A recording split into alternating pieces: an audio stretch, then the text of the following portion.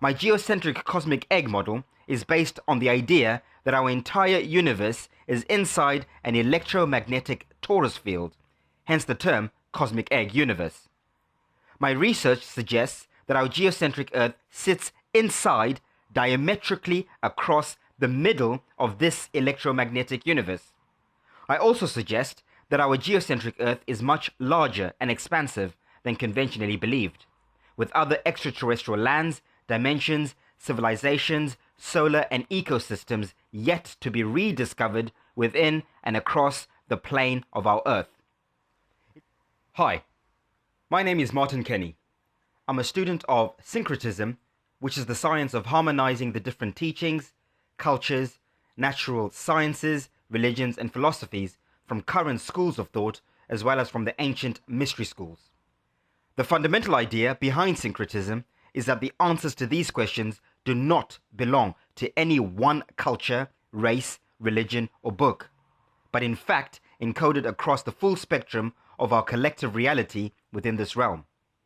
Syncretism also brings together natural physical sciences, philosophical sciences, as well as intuitive or spiritual science to discern universal truth. Over the last few years, I've been working on a model of what our universe could be from a geocentric perspective. I've used the cosmic egg model, which most ancient cultures subscribe to, and even modern heliocentric science alludes to.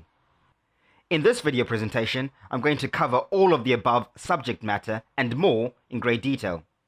But before I begin, I want to open with a stern warning to anyone about to watch this presentation.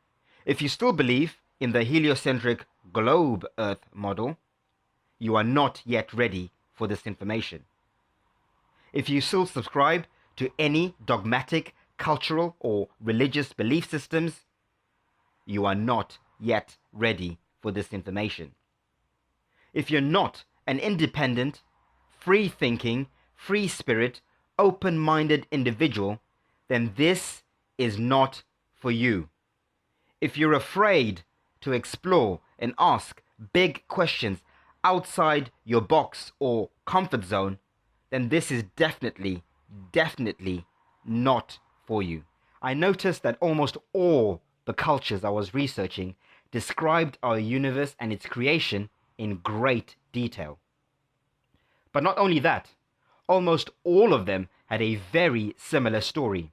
From various African tribes to the Americas, Europe and Asia, they all describe a creator of some kind. They also all describe our universe as being birthed from some kind of cosmic egg, what I call the electromagnetic torus field. And inside this cosmic egg, or electromagnetic torus field, our Earth sits flat and motionless on the great waters of some kind, and the heavens rotating above us. There is also a recurring theme of the Earth being vast and having many other worlds. Not forgetting, of course, the concept of a central pillar in the middle of our Earth, sometimes depicted as a tree of life or sacred mountain in a paradise land or realm, usually associated with being the cradle of humanity and life as we know it.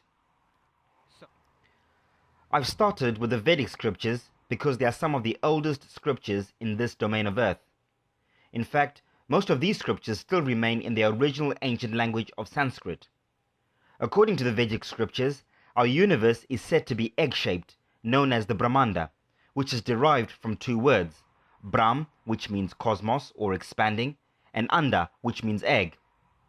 It is also sometimes referred to as Hiranyagarbha, which literally means golden fetus or golden womb. In summary, the Vedic creation story goes, in the beginning there was nothing, then the primal egg was created.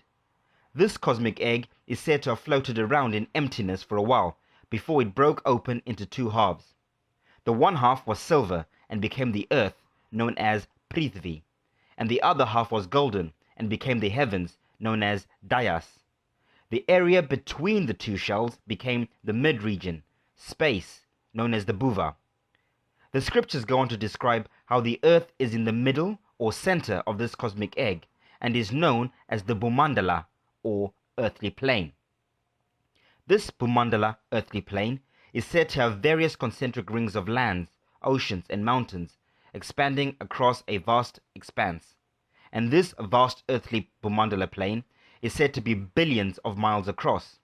At the center of the earthly plane is a central realm where the sacred Mount Meru is located, surrounded by 4 islands: Jambudvipa, Uttarakuru, Ketumala, and Bhadrasava. The sun is also symbolized in Vedic literature as a great golden egg that floats in the skies above the earth.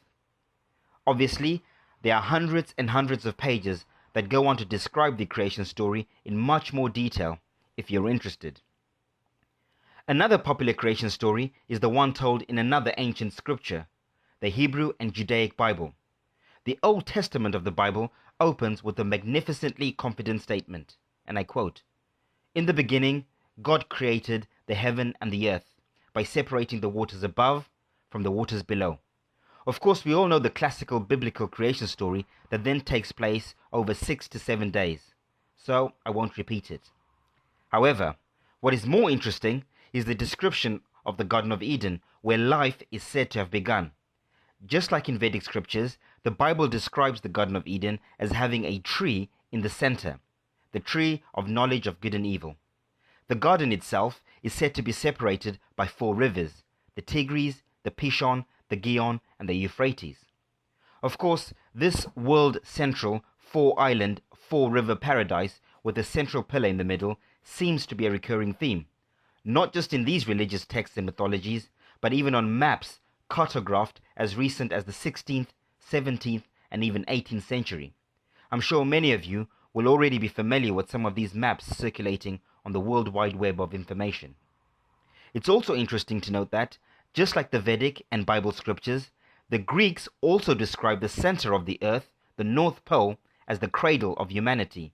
They call this place Hyperborea, which translates to, and I quote, "place beyond the north wind." This is also where we get the name Aurora Borealis from. The Aurora Borealis is the electromagnetic field or dome above the Hyperborean domain in the North Polar region at the center of the Earth. Again, we will further explore this particular topic further down. Once again, there's that recurring theme of a central pillar in the center of the world where life is said to have begun. Exactly like the Vedics, the Bible, and the Greeks, the Japanese also believed that their place of origin was at the center of the earth, this congealed island of Onogorojima. I'm sure you can see the similarities between the crater continent on my model with the Japanese description of Onogorojima.